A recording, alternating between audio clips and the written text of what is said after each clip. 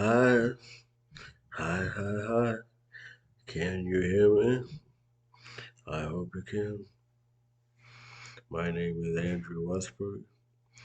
We're here today to discuss birthday celebrations. Birthday celebrations, okay?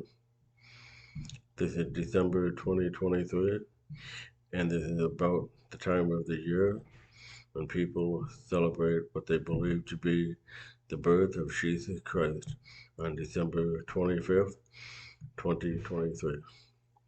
Before that, it is believed to be Christmas Eve on December 24th, 2023. Well, what does the Bible say about birthday celebration? Does it put it in a good light or a bad light? Does it put it in the limelight or a bad light? Let's see.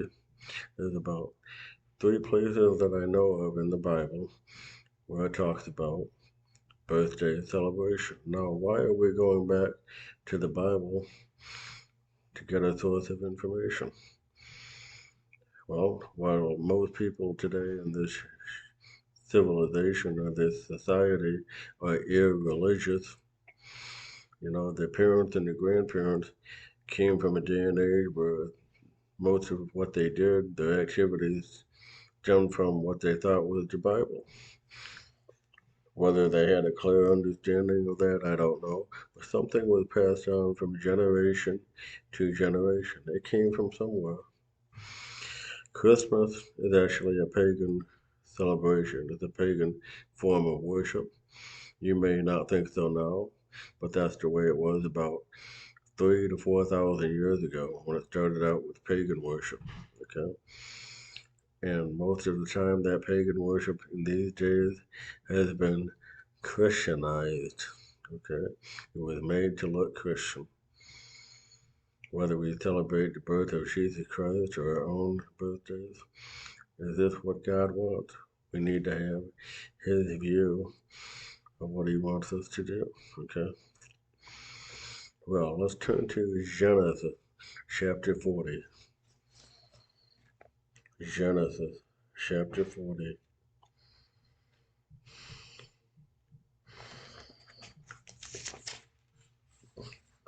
Genesis chapter 40, and we'll read verses 20 through 23. Now the third day was Pharaoh's birthday, and he made a feast for all his servants, and he brought out both the chief cupbearer and the chief baker in the presence of his servants. And he returned the chief cupbearer to his post of cupbearer, and he continued to hand the cup to Pharaoh. But he hanged the chief baker, just as Joseph had interpreted to them. However, the chief cupbearer did not remember Joseph. He kept forgetting him. So that was something bad that happened during the celebration of Pharaoh's birthday. The chief baker was hanged, right? Had a noose wrapped around his neck. No, my God. I don't think you would like to have that happen to you. But this is a book of historicity, historical fact. We wouldn't have known that it happened if it wasn't written down. I know you might think it's funny. No, it wasn't funny. People's deaths are always an untimely death. Okay.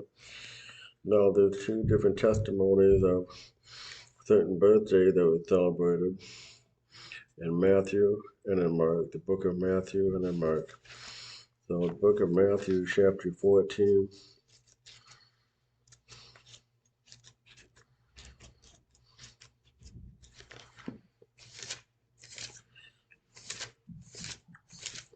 Matthew chapter 14.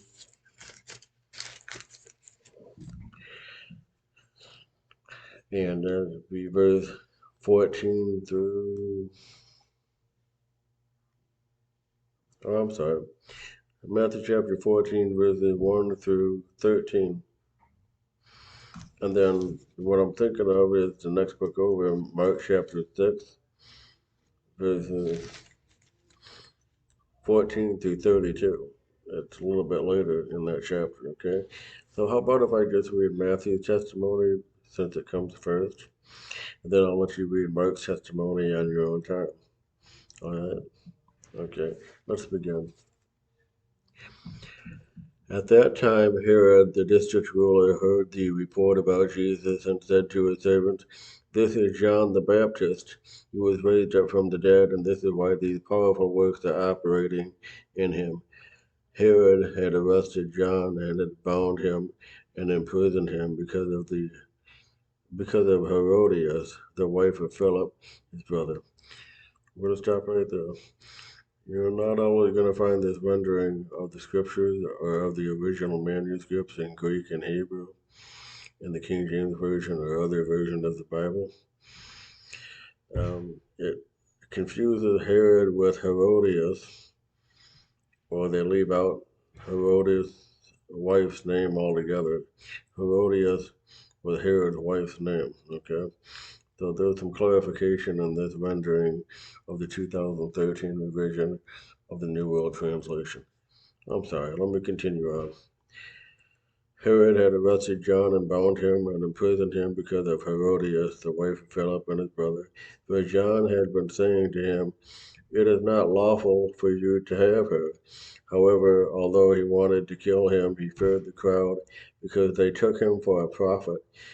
But when Herod's birthday was being celebrated, the daughter of Herodias danced for the occasion and pleased Herod so much that he promised with an oath to give her whatever she asked. Then she, at her mother's prompting, said, "Give me here on a platter the head of John the Baptist." Grave though he was, the king, out of regard for his oaths and for those dining with him, commanded it to be given. So he sent and had John beheaded in the prison. His head was brought on a platter and given to the girl, and she brought it to her mother. Later his disciples came and removed his corpse and buried him. Then they came and reported to Jesus. At hearing this, Jesus departed from there by boat into an isolated place to be alone. But the crowds, getting to hear of it, followed him on foot from the cities. Okay. But Jesus didn't give up there. He didn't grieve for long. He used whatever strength he could muster up to continue healing people. He goes on to say that he continued to minister to those who were in need of a physician, to those who were in need of being cured of their sicknesses. That was the good part. Now, as the celebration of Jesus' birthday was important according to the Bible, let's turn to Ecclesiastes.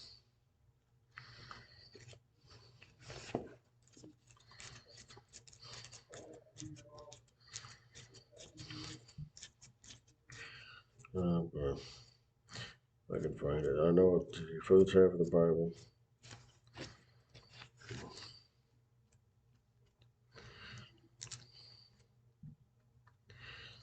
Okay, I found it. Ecclesiastes chapter 7. This is on page 921. Now get this one. A good name is better than good oil, and the day of death is better than the day of birth. So when you're born, you have no reputation. People aren't too sure how to look at you or what to make of you. But hopefully, by the time you die, by the time you're dead, you have a good reputation to reflect on. Hopefully, people will have fond memories of your good reputation. Hopefully, it wasn't an evil reputation. All right? It says about the same thing in Proverbs chapter 22, verse 1. Now, why did Jesus think that the night of his death was important? Let's turn to Luke chapter 22. Luke chapter 22 and verse 19. I believe it's on page 1418. Okay? This is talking about Jesus. It says, "Also, he took a loaf, gave thanks, broke it, and gave it to them, saying, 'This means my body, which is to be given in your behalf. Keep doing this in remembrance of me. So that was his last meal right there, his last supper, when he distributed the red wine and broke the unleavened bread, symbolizing his pure body, his perfect body. Keep doing this in remembrance of me. He didn't say that for the celebration of his birth. He said that for the institution of the memorial of the commemoration of the night of his own death, of Jesus Christ's death. Okay? I hope that clarifies things for you. We're out of time for right now. I'll keep it brief. But if you look at Luke chapter 2, verse 1, you'll know that Jesus was born sometime in October, not in the winter months. There's a reason why the animals were out of the manger or out of the barn, because it was a warmer season. If they had left their animals out of the manger during the winter season, they would get sick. There's no sense in keeping the animals out of the manger. It'd make more sense to keep them in the manger where it'd be warmer and safer. Okay? So, try not to confuse the birth of Jesus with the birth of Nimrod. I know, a lot of commotion just happened. Try to calm down, though. Let's take an accurate assessment of this. Well,